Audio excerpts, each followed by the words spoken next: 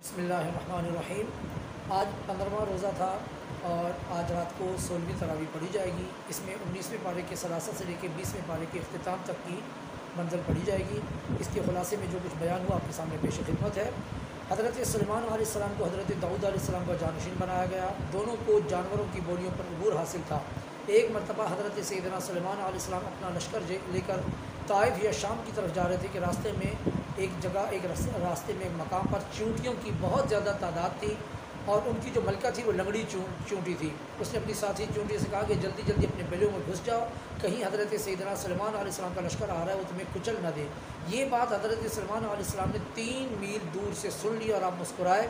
آپ کی قوت سماعت اور نبوت کی طاقت کا اندازہ ہوتا ہے، ورنہ آج سائنس کا دور ہے مگر کوئی یہ نہیں بتا سکتا چونٹی پاؤں اٹھا کر چلتی ہے یا گھسیٹ کر چلتی ہے۔ حضور نبی کریم علیہ الصلاۃ والتسلیم ہماری نعتیں پڑھنا، ہمارا نعرہ لگانا سنتے ہیں، اس آیت سے اس بات کو دلیل پکڑا جا سکتا ہے۔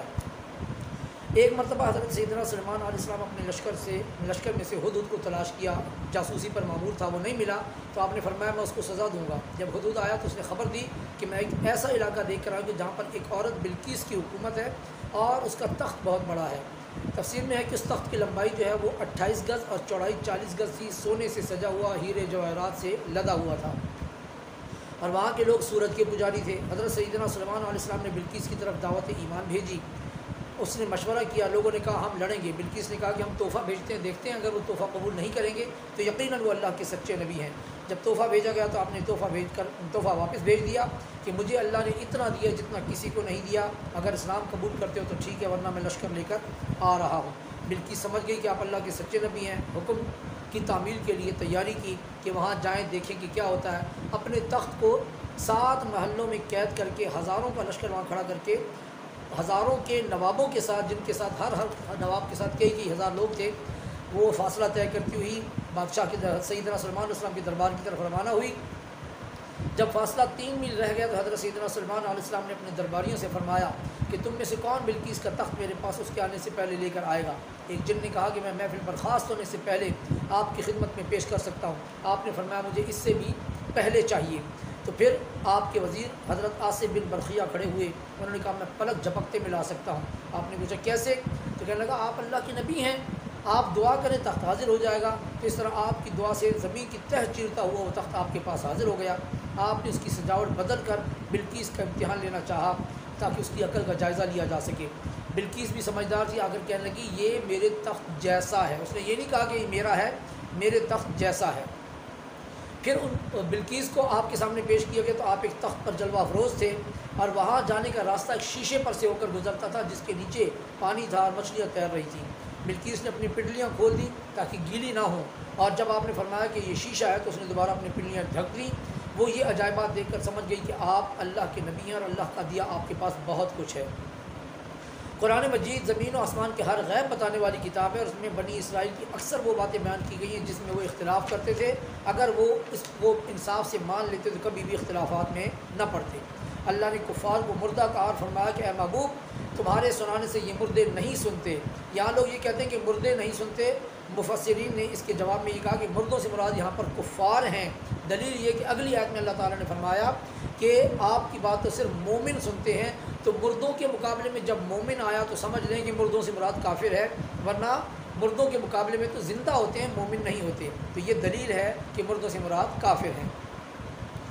قرب قیامت کی نشانیوں میں سے دابۃ الارض کا ذکر کیا گیا، جو ابھی عجیب شکل کا جانور ہوگا، صفا پہاڑی سے نکلے گا، بہت سارے جانوروں کا مجموعہ ہوگا، فصیح عربی زبان میں بات کرے گا، جلد پوری دنیا کا چکر لگائے گا، مومن کے ماتھے پر حضرت موسیٰ علیہ السلام کے عصا سے نشان لگائے گا اور کافر کے ماتھے پر حضرت سیدنا سلیمان علیہ السلام کی انگوٹھی سے سیاہ مہر لگائے گا۔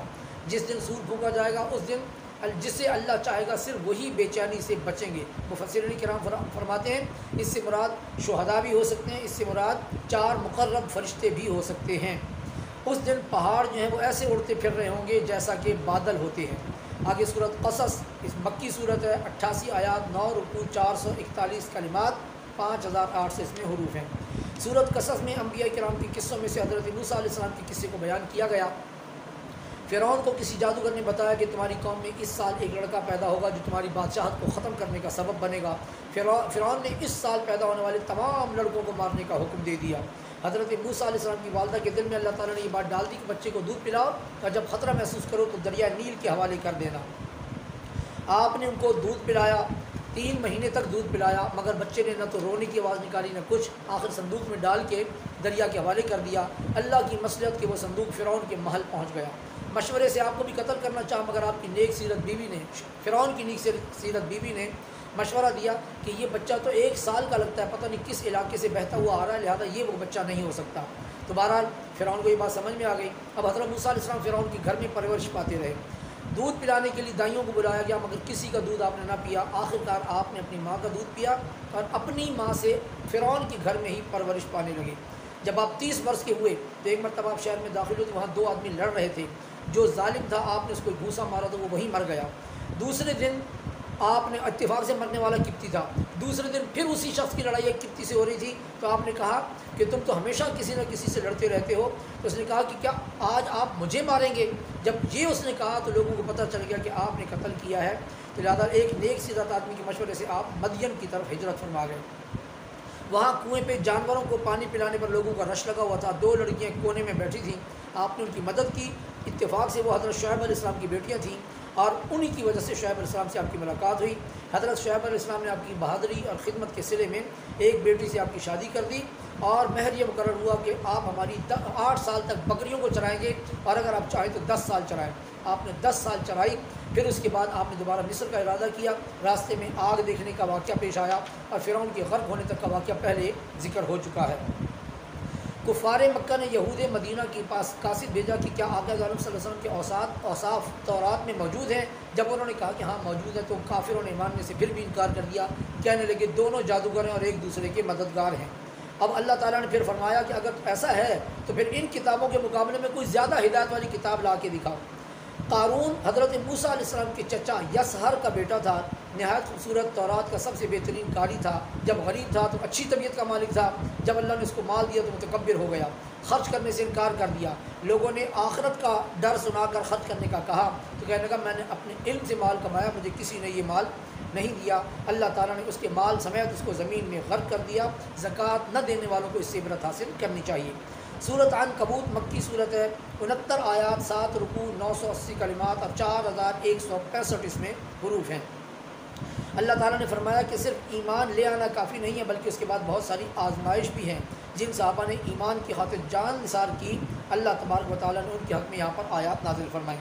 آقا دو عالم صلی اللہ علیہ وسلم کے غمگین تھے کہ لوگ مجھے ایذا دیتے ہیں، میری بات نہیں مانتے، تو اللہ تعالیٰ نے تسلی دینے کے لیے کچھ انبیاء کی قصے ذکر کیے۔ حضرت نوح علیہ السلام کا ذکر فرمایا کہ انہوں نے تو 950 سال تک اللہ کی تبلیغ کی مگر لوگوں نے ان کو ایذا دی۔ جب طوفان نوح آیا تو اس وقت کشتی میں صرف آپ کے بیٹے سام، حام اور یافس اور آپ کی بیویوں کے علاوہ کوئی نہ تھا۔ کل ٹوٹل 78 افراد ان کے ساتھ رشتہ دار موجود تھے اور ان میں بھی آدھے مرد آدھی عورتیں تھیں۔ جب طوفان تھم گیا تو وہ کشتی جودے پہاڑ پر ٹک گئی، مدتوں وہیں کھڑی رہی اور اس کے بعد اللہ تعالیٰ نے معجزے کے طور پر اس واقعے کو یہاں پر جمع کر دیا۔ حضرت نوح علیہ السلام کا قصہ اللہ تعالیٰ نے ذکر کر کے پیارے آقا کو اطمینان دیا۔ حضرت ابراہیم علیہ السلام کے آگ میں ڈالے جانے کا واقعہ مختصراً ذکر کیا گیا تاکہ آقا دو عالم صلی اللہ علیہ وسلم کو اطمینان حاصل ہو۔ انبیاء کرام کو تو پہلے بھی بہت زیادہ ایذائیں دی گئی۔ واقعہ نار نمرود کے بعد سب سے پہلے حضرت لوط علیہ السلام نے آپ کی تصدیق کی۔ آپ نے عراق سے شام کی طرف ہجرت کی تو اس وقت آپ کے ساتھ آپ کی بیوی سارہ اور حضرت لوط علیہ السلام تھے۔ اللہ نے آپ کو اور آپ کی اولاد کو نبوت اور کتابیں عطا کیں، آپ کی ذریت میں برکت عطا فرمائی اور اللہ تبارک و تعالیٰ نے آپ کو بہت زیادہ مقام عطا فرمایا۔ اس کے بعد اللہ تبارک و تعالیٰ نے ذکر کیا حضرت لوط علیہ السلام کا واقعہ جس میں انہوں نے اپنی قوم کو بہت سمجھایا کہ بدفعلی چھوڑ دیں، مگر جب وہ باز نہ آئے تو فرشتوں کے ذریعے اس قوم پر عذاب نازل کیا گیا۔ آگے اللہ نے کچھ اور قوموں کے افراد کا ذکر کیا جن میں عذاب نازل ہوا اور انبیاء کو صرف جھٹلانے کی وجہ سے عذاب نازل ہوا۔ اللہ نے بتوں کی پوجا کی مثال دی کہ جیسے کوئی مکڑی کا گھر ہوتا ہے، وہ اپنے مالک کو سردی، گرمی، ہوا، بارش کسی چیز سے نہیں بچا سکتا، تو بت پرستی بھی ایسی ہی ہے، وہ کسی مصیبت سے نہ دنیاوی نہ آخرت کسی سے نہیں بچا سکے گی۔ آج کا بیان یہیں تک، اپنا خیال رکھیے گا، ویڈیو کو شیئر کرتے رہیے گا۔ اللہ تعالیٰ ہماری حفاظت فرمائے۔ وما توفیق الا باللہ۔